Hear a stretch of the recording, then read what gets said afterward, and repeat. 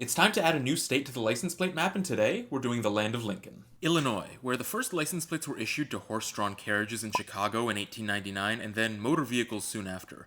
But while it was initially a municipal thing, by 1907, vehicle registrations began to be required everywhere in the state, though there were still a few years of flip-flopping between the state issuing official uniform license plates, the state telling drivers to make their own homemade license plates, and the state instead embracing what are known as dashboard discs. But once plates were standardized in 1911, Illinois faced yet another problem. They had made them so big that when they were mounted on the front of a car, they'd often block up the air intake, causing engines to overheat. So to solve this, Illinois got creative, making front plates out of screens, using die-cut numbers with no background, carving out vertical slots to let air pass right through.